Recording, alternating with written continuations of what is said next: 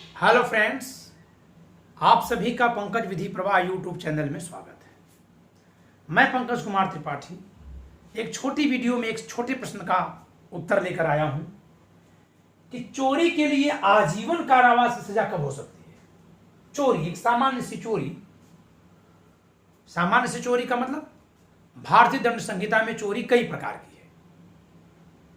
In Indian penal code there are several kinds of punishment provided for different kinds of theft.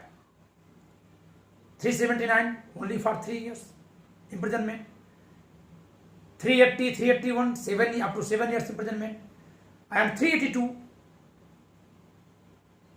up to 10 years imprisonment. But nowhere life imprisonment have been provided for committing theft. But even I am asking you that when a person may be punished with life imprisonment for committing theft. भारतीय दंड संहिता की धारा 379 में चोरी के लिए 3 वर्ष तक का कारावास है। 80, 81 में 7 वर्ष तक का कारावास है। 82 में 382 में 10 वर्ष तक का कारावास है। कहीं भी आजीवन कारावास का उल्लेख नहीं है। फिर भी मैं आपसे प्रश्न कर रहा हूं कि कौन सी चोरी ऐसी है जिसके लिए आजीवन कारावास की सजा दी जा सकती है। इस प्रश्न का उत्तर आप सोचिए। तब तक मैं आपको अनअकैडमी के बारे में कुछ बता रहा हूं, फिर मैं उत्तर दूंगा इसका। ठीक है। So let us crack PCSJ with Unacademy. Get your subscription today. Use code PVP lab for 10% discount. Unacademy पे फ्री क्लासेस भी होती हैं, बहुत सारी फ्री क्लास होती हैं। अभी आज ही रात को 9:30 बजे मैं सीआरपीसी पे फ्री में क्विज करवाऊंगा, कोई उसका चार्ज नहीं है। तो फ्री क्लास ज्वाइन करने के लिए भी आप पीवीपी लैब से अनलॉक कर सकते हैं। compete with thousands of aspirants and stand out from the crowd, plus subscription access, India's best educators, interactive live classes, live tests and quizzes, structured courses and PDF. ये जो बहुत अच्छे तरीके से कोर्स और पीडीएफ बनाए गए, इसको आप डाउनलोड कर सकते हैं, रख सकते हैं। Expert batch for judiciary in my leadership which is running from 15 सितंबर 2021। 15 सितंबर 2021 से बैच चल रहा है मेरे नेतृत्व में। मैं इसमें मुस्लिम विधि और संविधान पढ़ा रहा हूं और मेरे सहयोगी आलोक रवि रंजन विनिर्दिष्ट अनुतोष अधिनियम पढ़ा रहे हैं। ये हम दोनों के बारे में है। ठीक है, इसको आप स्लाइड से ही पढ़ लें तो अच्छा है। Judiciary matters in hand. इस बैच में आपको Indian constitution, IPC, CRPC, CPC, evidence, contract, major laws, minor laws और लोकल लॉज पढ़ाए जाएंगे। पूरा सिलेबस कवर किया जाएगा। ठीक है।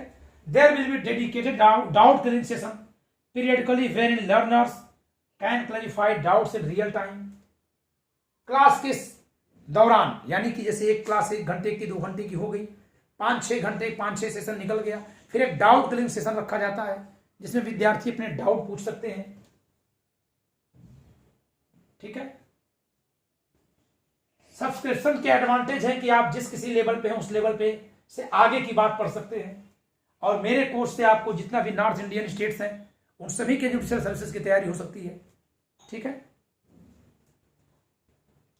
सब्सक्रिप्शन 24 मंथ से लगाए 1 मंथ का है, यानी 1 मंथ भी ले सकते हैं और 24 मंथ भी ले सकते हैं। इंस्टॉलमेंट, फीस इंस्टॉलमेंट पे मंथली है। ठीक है। प्राइस हाई कमिंग सून, 23 सितंबर से ये तो बढ़ चुका है। ठीक है। आप अनअकैडमी की सूचना के लिए यूट्यूब पे अनअकैडमी जुडिशरी और टेलीग्राम पे @UNA जुडिशरी से जुड़ सकते हैं। अब चलते हैं आपके उस प्रश्न पर। ठीक है। अब चलते हैं उस प्रश्न पर जो प्रश्न मैं छोड़ आया हूं कि चोरी के लिए आजीवन कारावास सजा कहां दी जा सकती है। ठीक है, कब दी जा सकती है। तो मैं इस स्लाइड का यहां यूज करूंगा इस पर ताकि मैं लिख सकूं।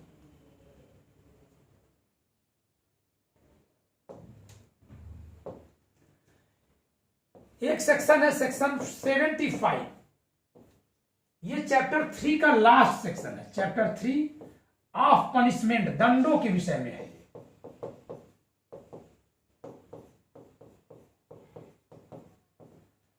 इस चैप्टर की अंतिम धारा है धारा 75। इसको मैं पहले रीड कर दूं इसमें क्या लिखा है, फिर इसको दिखा भी दूंगा। लिखा है, जो कोई व्यक्ति भारत में के किसी न्यायालय द्वारा इस संहिता के अध्याय 12 या अध्याय 17, अध्याय 12 चैप्टर 12 आईपीसी और चैप्टर 17 आईपीसी, ये दोनों ही संपत्ति विरुद्ध अपराध है। ये संपत्ति के विरुद्ध इसका हेडिंग ये है, और ये किसके खिलाफ है, तो सिक्का और स्टाम्प, ये भी संपत्ति के खिलाफ ही हुआ। संपत्ति ही तो सिक्का। तो जो कोई व्यक्ति भारत में कि किसी न्यायालय द्वारा इस संहिता के अध्याय 12 या अध्याय 17 के अधीन 3 वर्ष या उससे अधिक से दंडनीय ऐसे अपराध का दोषी पाया जाए,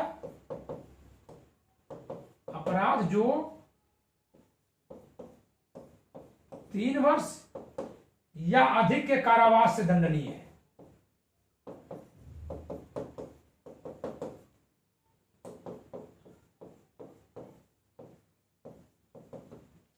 तो जो कोई व्यक्ति भारत में कि किसी न्यायालय द्वारा इस संहिता के अध्याय 12 अथवा अध्याय 17 में कि किसी ऐसे अपराध के लिए दोष सिद्ध किया गया हो जिसके लिए 3 वर्ष या उससे अधिक के कारावास की सजा है, दंड है। ठीक है। दोष सिद्ध ठहराए जाने के पश्चात, एक बार दोष सिद्ध हुआ है, ठहराए जाने के पश्चात उन दोनों अध्यायों में से किसी अध्याय के अधीन उतनी ही अवधि के लिए वैसे ही कारावास से दंडनीय किसी अपराध का दोषी हो, तो वह हर ऐसे पश्चातवर्ती अपराध के लिए आजीवन कारावास या दोनों में से किसी भांति के कारावास जिसकी अवधि 10 वर्ष तक की हो सकेगी, दंडनीय होगा।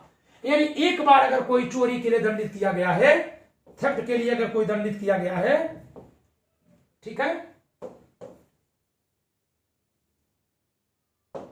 एक बार कोई अगर थेफ्ट के लिए पनिश किया गया और दोबारा अगर वो चोरी के लिए दोषी पाया जाए, तो धारा 75 के अनुसार उसे 10 वर्ष तक का कारावास या आजीवन कारावास तक की सजा दी जा सकती है। A person who has been convicted for committing theft recommit after being committed again commit thefts, then he would be punished, he may be punished for that repetition of theft with life imprisonment, for life imprisonment, or for imprisonment up to 10 years under section 75. So the answer of this question,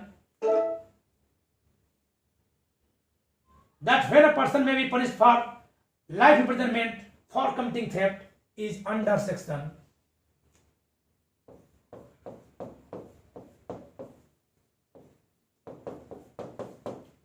इस प्रश्न का उत्तर है कि भारतीय दंड संहिता की धारा 75 के अधीन किया जा सकता है। कब? दोष सिद्ध होने पर। तो एक बार दोष सिद्ध होने पर, पूर्व दोष सिद्ध, एक बार दोष सिद्ध होने के पश्चात भी अगर चोरी करता है दोबारा, और केवल चोरी ही पहले किया हो, नहीं, अध्याय 12 या 17 में कोई अपराध किया हो जो 3 वर्ष तक के कारावास से अधिक के कारावास से दंड नहीं रहा हो, उसके लिए दोष सिद्ध हुआ, फिर चोरी कर दे, तो आजीवन कारावास या 10 वर्ष तक के कारावास से दंडित किया जा सकेगा। तो धन्यवाद।